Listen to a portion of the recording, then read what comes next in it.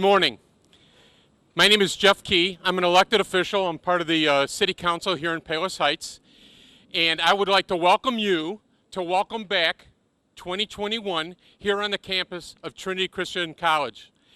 And with me this morning I have some guests. On my far left is Bob Grossart, who is chairman of the Business and Economic Advisory Committee. And next to him is Kurt Dykstra, the president of Trinity. And to my immediate left is Mayor Bob Strauss of Palos Heights. And this is an important day on the campus because it's freshman move-in day. And I got to tell you, I'm very jealous from when I was in college. I didn't have any help moving my stuff in, and they have a gang of kids just waiting to help the cars unload and bring all their stuff to their dorm rooms and stuff. So that is fantastic. It's an important day. We've brought a whole crew of people. Later on you'll see some pictures, but the Palos Heights Library is here today. The Palos Heights Park and Recreation Department is here giving away some goodies.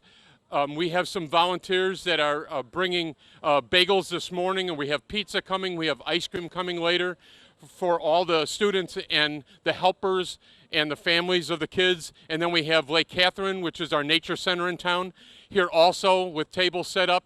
And so we're just waiting for the kids and their families to get here and to share a little bit. But I know that we're excited because really we couldn't do this event last year. And so I'm sure that everyone in the audience, and we're kind of sick of the words pandemic and COVID, but they're reality and it's still here, and we get different things. And so let me ask you, Mayor Strauss, if you could just talk about how COVID has affected at all the city of Palos Heights. Well, I mean, obviously a number of our programs have had to be cut, especially recreation, where the rec center itself, the fitness center had to be shut down for a good period of time. We couldn't run classes, day camps and the like, so we've had to make some adjustments. We've had a number of people, whether it be public works or recreational workers, who have contracted to COVID. I mean, had to deal through that. Sure. We had to shut down City Hall for a while as far as letting people come in. I mean, we were still able to function with the advent of electronics that we have nowadays. You can get through that, but it made things a little harder to do, and you miss that face-to-face. Palos Heights is a face-to-face community, and yep. Not being able to have that, it was hard. It was hard. So one of the things, like you're saying, in the rec department, we had to make some huge changes. Something that I know that the community members really appreciated was we were, at a point where we didn't know whether we could open our pool or not. And so, people were actually putting pools in their backyard as fast as they could because the municipal pools couldn't open. And but you made the decision to open ours, so it was a shorter season, but I know that the community really appreciated that we were able to do that. And so, it seems like every day when we turn on the news programs, there's a new bit of information about COVID and the pandemic and how municipal cities have to deal with it, or schools and that. And so how do we get the information? Well, we get the I'm on a newsletter from in direct contact with the governor's office. We get it through the Illinois Municipal League, the Department of Public Health from Cook County. So every day, or every other day at least, to get a communique as far as what the most recent update is. And I serve on the we have a COVID committee or a task force of 3 mayors from each area out of the 6 areas that are in the Metropolitan Mayor's Caucus, and we were meeting weekly. Now we've kind of pulled that back a little bit now over in the last last month or so, with the mitigation starting to hopefully slow down a little bit, and we'll see.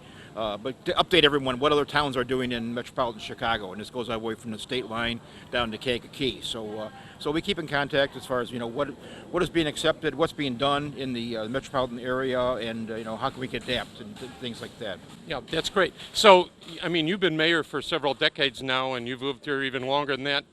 So tell us a little bit about maybe some changes that you've seen at Trinity over the years, or your personal experience with Trinity. Well, I mean, personally, I taught here for 20 years part-time. I mean, that was quite a while before I became mayor. It's changed. I mean, physically, the plant has changed. Quite frankly, when I was here, and for the first part of my life, I've been out here 40-some years now. I mean, Trinity was thought about as a private college, and I think they emphasized the word. I think the community emphasized the word private, like you couldn't come on the campus, and that's changed dramatically. Whether it be through Steve Timmermans and particularly with Kirk Dykstra now coming on now as the president to open it up to the public. I mean, this is a great campus. There's a lot of things that go on. I mean, this brings a lot of art and things to art and classical literature to the city. Not to mention the beauty of the campus itself. You got a huge library that's available to residents. You've got the bookstore, which is over the former Dunlap's restaurant. People can stop in for a lunch and sandwich. I mean, those are the kind of things. I mean, we've got a community here. Palos Heights is a very desirable place to live. I mean, we've got great schools. We've got, now with the advent of Northwestern taking over Palos Hospital, we're going to have probably the #1 hospital in Chicago, if not the state. We've got Lake Catherine's, the Nature Center. We've got a golf course. I mean, we've got to add a college of the stature of Trinity to that just enhances the values of our housing. And quite frankly, trying to find a house in Palos Heights right now is pretty rough. I mean, they go within. I had one on my block go within 2 days. I mean, that's not uncommon anymore. People want to get into Palos Heights, and there's reasons for that. And one of the things that I really enjoy, my first 2 years in college was in a northern Wisconsin campus, but it was just like this, a very kind of a smaller community.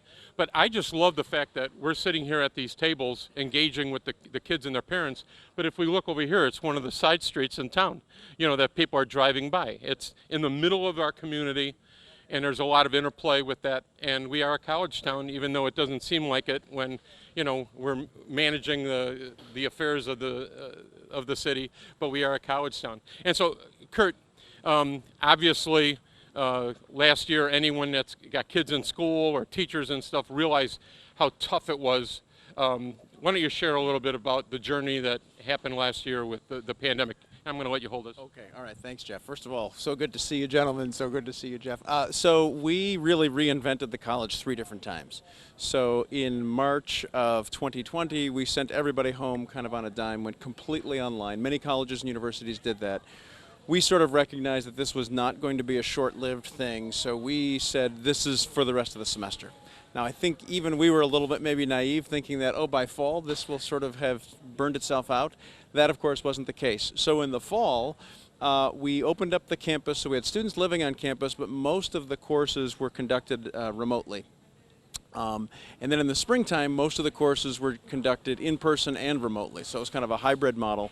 But in both spring and fall, we had a limited number of people on campus. Instead of having 4 people per suite, we had 2 people per suite. Try to create some space and some distance, because at that point there were no vaccines by and large, so or at least they weren't readily available. So this fall, we're coming back sort of in full, and yes, COVID is still with us. You'll see people wearing masks around this campus and around town, of course, but the reality is that classes will happen in person. There'll be face-to-face activities. There's no restriction in terms of size and capacity on campus, apart from normal capacity limitations. So we're trying to get back to a full campus as best we can, even recognizing the realities of what COVID's doing today. I know that, I didn't see any of my 4 grandkids for a year and a half because of COVID, and they're actually downstate. And when our numbers started getting better here, they got worse downstate. And so it's always kind of looming there that we always got to take these things into consideration and stuff. And as we opened up City Hall back to live meetings and allowing people to come in, I mean, it was actually kind of joyful to come back and actually be in the presence of people and be able to talk to them again. And I know my wife and I are educators. I know how hard it is to do class online, the interaction, the just dissemination of information. It's hard online. It's not an easy thing.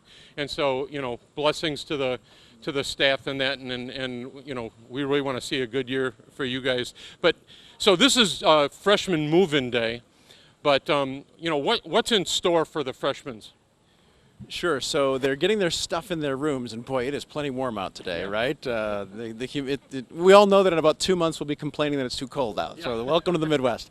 But so they will sort of have a first moment of getting their things in, getting their room unpacked a bit, and then at about 3:30 this afternoon. Well, I should back up first. First of all, they get the opportunity to sort of mingle with some of the many great Palos Heights organizations that every year come out and provide information about what it's like living in this community. Things like Lake Catherine and the library and the rec programs, all those sorts of things. And then the business community comes out and provides plenty of cold water and ice cream and pizza and food of all sorts. So it's really a great introduction, yes, to the college today, but really also to the community. And I want to echo something you said earlier. Palos Heights is a college town. Now, not necessarily, rowdy, busting up house party kind of college town, but it is a town that we call home. And my hope is that the residents of Palos Heights think that Palos Heights is better because Trinity's here. We think we're better because we're in Palos Heights. So it's a mutually affirmational relationship, and I think we've seen that actually improve over the pandemic. One little quick story, if I may. Sure. You mentioned we're right at the edge of this wonderful neighborhood, and over the last 18 months to 2 years, a few of those houses have turned over. And we have had the opportunity for our neighbors, immediate and a little bit further away, to really enjoy the campus in the last year and a half when very few people were here. And what has happened is we've gotten to know so many more of our neighbors. And hopefully we're not as much of a mystery of a place as what we once were. And we're so excited to get to meet some of these wonderful new families and longstanding families that have been in the community. So today at 3:30 things kick off here, and then it's nonstop programming. There's the very tearful goodbye that will happen right after dinner tonight, where families go their own way and students stay. And then, boy, until Monday, it is just nonstop programming for our students. So I got to tell you on a personal note, my wife and I spent a lot of time in the summer in South Haven, in Saugatuck, and in Holland. And, when you're engaging the business owners and things, you'll say, where are you from? And because you're from Holland and your name is known there, when we say we're from Palos Heights, they know where you went, and they always have very complimentary things. And so you've left a good legacy there. We're glad to have you here too. And so blessings to you and your family. Yeah. And so our last guest is Bob Grossart. He's a volunteer. He's a professional volunteer because he's always doing stuff for the city. But he is the chairman of the Business Economic Advisory Committee. And Bob, we kind of have this ongoing relationship with Trinity. So tell us about the way that our committee engages with the college. Thank you, Jeff. Yeah, it's actually been a lot of fun. We've been doing this Welcome Back program now for 8 years. And when we first got started, we said, how can we build a partnership between the university and the business community? And so we got the idea to put up these tents, invite some of the service companies, like the library and Lake Catherine. We've got the business community that donates food. We got about 25, 35 pizzas coming, and it's amazing how fast the kids can devour those things. And we've got ice cream coming. But it's really a chance to build a relationship with Trinity College and to tell the parents, we love Palos Heights and we want to know your kids are safe when they come here.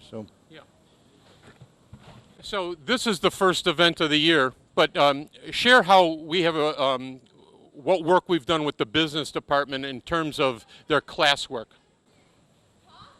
We've been very fortunate. Trinity really has a lot of great students. We've used them for interns at the government agencies, and we've also used them to do studies for us, and they're very professionally done. We've got a new program that they're working on, which we're part of now, which is called Fusion 59. And what that allows us to do, they got a special deal for social media, and they offer it to the business community. And through the blessings of the money we've been able to raise in the beautification committee, we're able to provide grants to help offset some of that cost. And we've now used 6 businesses to do that, and every one of them has achieved greater presence in social media because of that program. That's fantastic. And so Fusion 59 is an innovation center, and we've worked with both Haley Hegg and Sandeep Vera, and they're a joy to be around. I got to tell you, you should be proud of them, how they represent the college, because I want to tell you, talking to them, I want to just hang around them some more, because the idea is coming. And young people, I mean, we always are turning to young people for tech advice. You know, I mean, when we have a problem with our phone, who do we call? Our grandkids or, you know, some kid at school or something like that.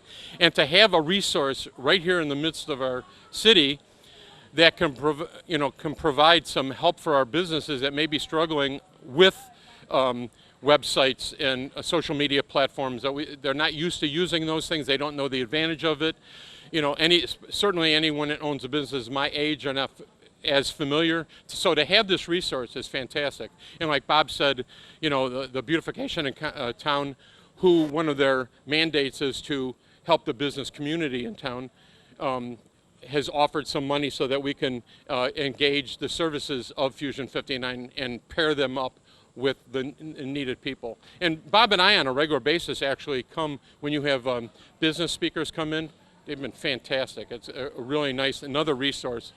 And you know, driving in this morning, and like you're saying, how beautiful the campus is, it really is gorgeous. The landscaping and, you know, just everything about, I would encourage everyone to just take a walk through the campus, you know. It's just beautiful, and it's filled with very nice young people getting ready for school. So once again, we're in a busy day today, move-in day, welcome back day. We're all excited about welcome back coming back and having classes live. And so thank you for joining us, and we'll see you in another production soon.